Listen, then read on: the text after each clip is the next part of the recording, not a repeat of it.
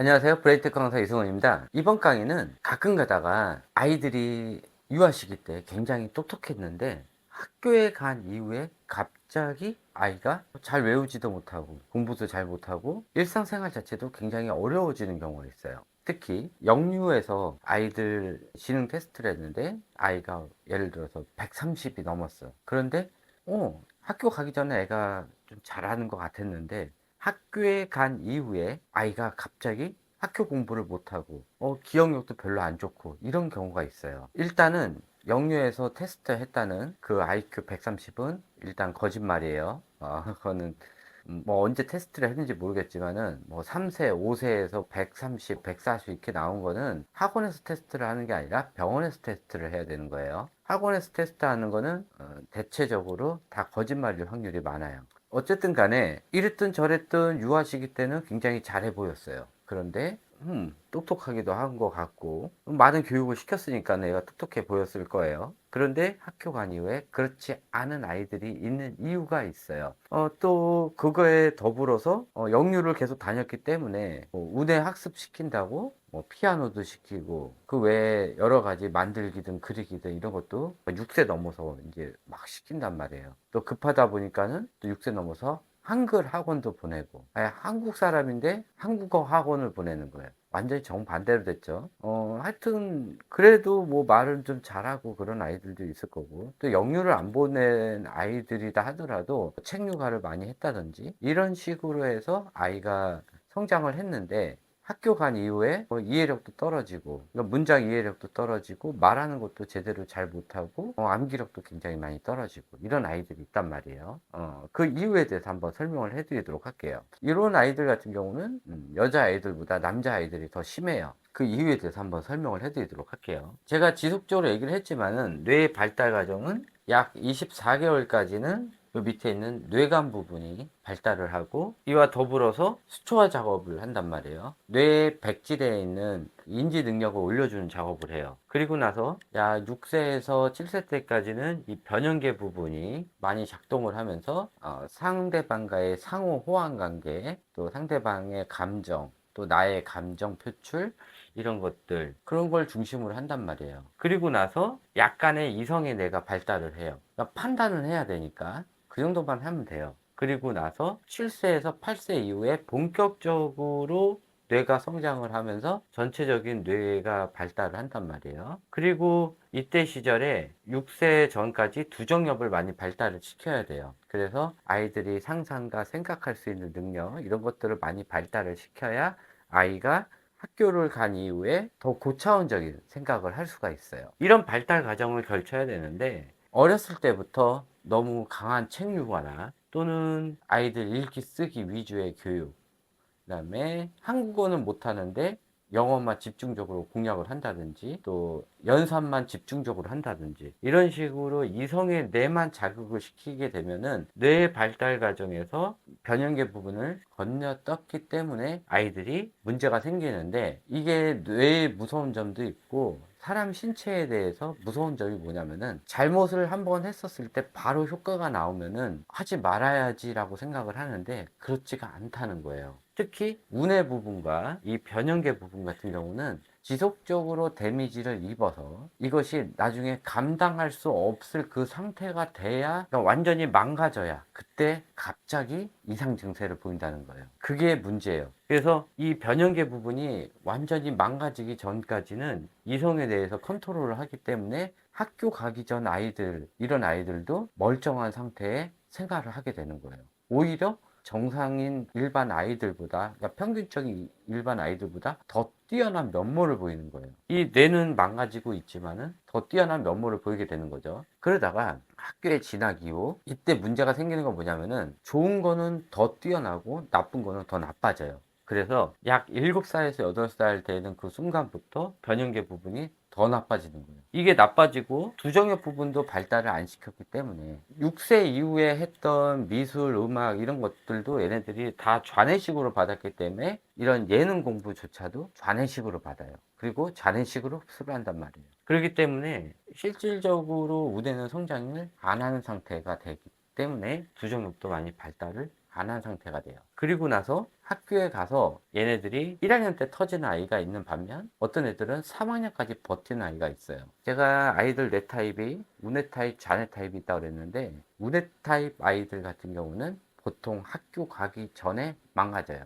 그래서 한 빠른 아이들은 5세, 늦는 아이들은 6세 정도의 ADHD 전조 증상을 보이게 되고 이상한 행동들을 하게 되면서 아이가 가만히 있지 못하고 약간의 폭력성까지 증가하게 된단 말이에요. 그런데 이 좌뇌형 아이들 같은 경우는 그걸 버텨요. 이게 위험한 거예요. 빨리 증상이 나타나면은 빨리 고칠 수가 있는데 학교 가기 전까지 아이가 뛰어난 면모를 보이게 되는 거예요. 근데 학교 간 이후 엄마들이 당연히 아이가 공부를 잘하는지 알고 더 많은 양의 공부를 시키게 돼요. 그러면은 아이가 그다음부터 부담감을 느끼게 되고 점점 힘들어지게 되는데 이런 야외 활동이나 운외 활동을 제대로 안 했을 경우 아이들의 해마 부분이 굉장히 약하게 돼요. 그 원인이 있어요.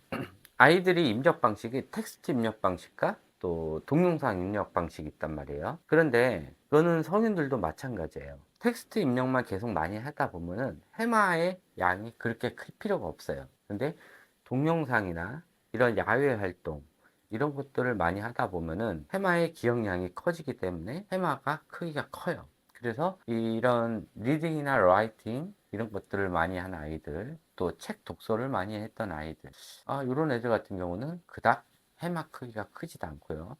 뇌의 에너지도 그렇게 크지가 않아요. 그래서 이런 아이들이 학교에 가면은 부담감을 느끼고 자기 체력의 한계를 느끼고 그러면서 위험성을 갖게 된단 말이야. 사람 신체에 대해서 다시 한번 넘어가도록 할게요. 사람 신체는요, 안 좋은 거 위주로 움직이게 돼 있어요. 몸에 데미지 입은 것 위주로 움직이게 돼 있어요. 내 몸의 시체가 멀쩡한데 손을 다쳤단 말이에요. 그러면 이 손 다친 것 때문에 전체적인 행동이 군더지고 힘들어져요. 무엇을 들지도 못해요. 발이 한쪽이 다치게 되면은 걷는 것조차 힘들어지고 척추가 아프고 모든 행동들이 힘들어진단 말이에요. 눈이 한쪽 없어도 마찬가지고 귀가 안 들려도 마찬가지예요. 한 군데가 안 좋아지면은 안 좋아진 거 위주로 몸 전체가 움직이게 돼요. 사람이 죽을 때도 전체가 다 썩어서 죽진 않아요. 간암이 걸리든 폐암이 걸리든 아니면은 전체적인 노화로 죽던 전체적인 노화로 죽는 이러신 분들은 진짜 몸 관리를 잘 하신 분들이고 그렇지 않은 사람들 같은 경우는 뭔가 몸 안에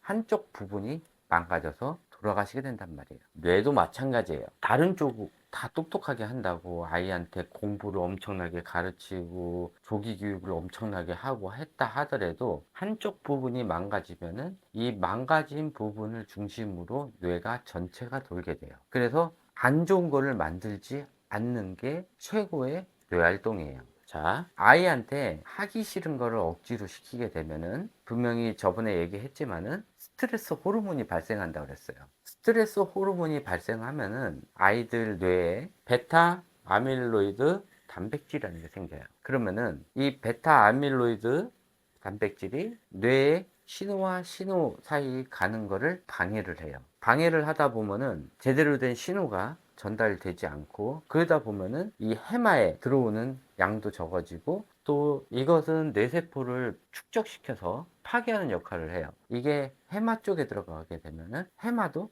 파괴를 한단 말이에요. 그러다 보면은 점점 기억력이 떨어지게 돼요. 아이가 스트레스를 받으면은 그만큼 뇌의 전체적인 인지 활동도 떨어지고 그에 따라서 기억력도 떨어지게 되는 거예요. 그래서 아이가 하기 싫은 거를 억지로 시키게 하거나 아이가 안 되는데 억지로 시키는 행위들 이런 것들 아이한테 스트레스를 주는 행위들 아이를 억압하거나 학대를 하는 행위들 이런 것들이 전부 아이의 뇌세포를 파괴하는 행위들을 하는 건데 빠른 아이들은 그런 증상들이 우세 그 정도에 나타나긴 하지만은 심한 아이들 같은 경우는 아이들이 3학년이 넘어서 나타나기도 해요. 이때 되면은 그동안 더 많은 지속적으로 아이를 스트레스를 줬기 때문에 이것이 많이 축적이 되고 그리고 이 베타 아밀로이드 단백질이 뭐냐면은 알츠하이머를 일으키는 원인이 되는 거예요. 근데 이게 무서운 게 성인들도 스트레스를 받으면은 이것이 생기면서 뇌에 축적이 돼요.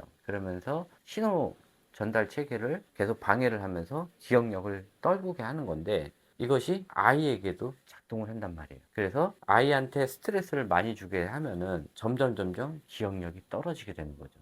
그래서 아이한테 스트레스를 많이 주는 이런 행위나 아이가 하지 못하는데 억지로 시키는 행위, 아이한테 학업량 이상의 공부를 시키는 행위들, 이런 것들은 아이한테 이런 알츠하이머가 아니더라도 해마의 기억력을 하락시키는 역할을 해요. 그러면서 기억력이 떨어지면 어떻게 돼요? 공부를 할 수가 없죠. 너무 과도한 공부를 뇌가 다 성장하기 전 11세 이전에 너무 많이 시키다 보면은 아이가 스트레스를 받게 되고 그 스트레스로 인해 가지고 해마가 망가지게 돼요. 그래서 이런 영유 다니는 아이들이나 또는 또 과도한 공부를 많이 시킨 아이들이나 과도한 책류가를 했던 아이들, 이런 아이들 같은 경우가 나중에 학교에 가서 이 해마가 망가지기 때문에, 또 해마 외에도 신경 전달 물질, 누령과의 누령 간의 신호, 이런 신호 전달 같은 걸 할 때 이 베타 아밀로이드 단백질 이 성분이 이런 신경 다발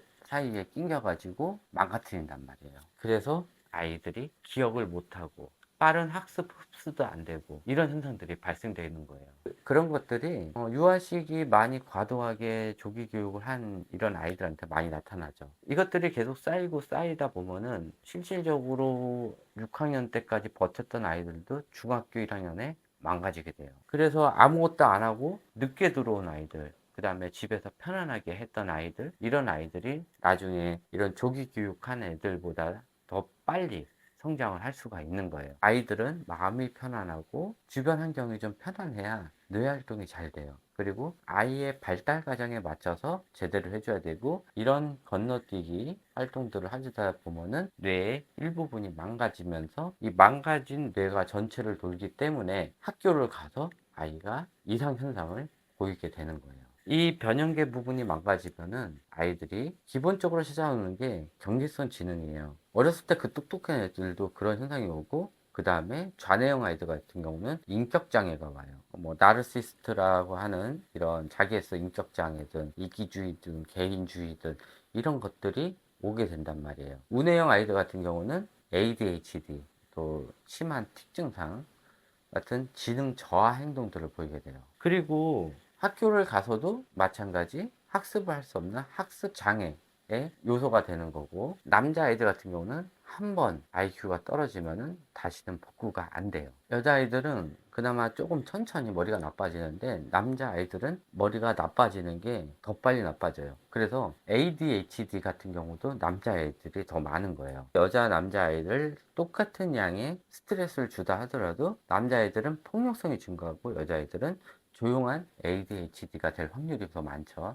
어쨌든 간에 이 스트레스를 주는 행위들, 그다음 과도한 학습을 시키는 행위들, 이런 것들이 빠르던 느리던 간에 언젠가는 아이들이 폭발하게 돼요. 그게 인격 장애로 갈 수도 있는 거고, 어떤 아이들은 지능 저하로 떨어질 수도 있는 거예요. 한 번 떨어진 지능은 다시는 복구하기가 힘들어요. 그래서 부모의 욕심에 또 남들보다 잘나야 되겠다는 그런 마음으로 아이를 혹사를 시키다 보면은 아이는 평생 돌이킬 수 없는 뇌질환을 앓고 살게 되는 거예요. 그래서 어렸을 때 그렇게 똑똑해 보였던 아이들이 초등학교 들어가서 망가지는 이유가 과도한 스트레스로 인해서 아이들이 베타 아밀로이드 단백질이 생기면서 뇌의 신호를 망가뜨리는 그런 현상이 일어나기 때문에 아이들이 나중에 기억을 못하고 학습 저하가 오는 이유가 그거예요. 그걸로 인해서 아이들 인지력도 떨어지고, 알츠하이머는 아니더라도 그와 비슷한 증상들을 아이들이 갖게 되는 거예요. 네, 이것으로 강의 끝마치도록 하고요.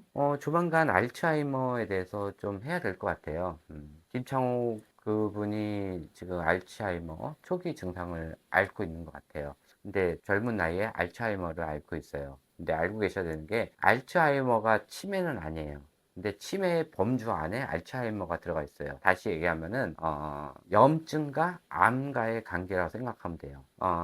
간염이 생겼는데 이걸 방치하면 간암이 될 수도 있는 거고, 위염이 생겼는데 이거를 방치하면 위암이 되는 거예요. 그런데 치매에서도 여러 종류가 있어요. 그 중에서 약 7, 80%를 차지하는 게 그 원인이 알츠하이머가 많다는 거죠. 그거 외에 파킨슨병, 외에도 여러 가지 병들이 있어요. 요거에 대해서도 조만간 자료 준비해 가지고 치매에 대해서 한번 설명을 해 보고자 할게요. 네, 요것으로 강의 마치고 다음번 강의에서 뵙도록 하겠습니다. 감사합니다.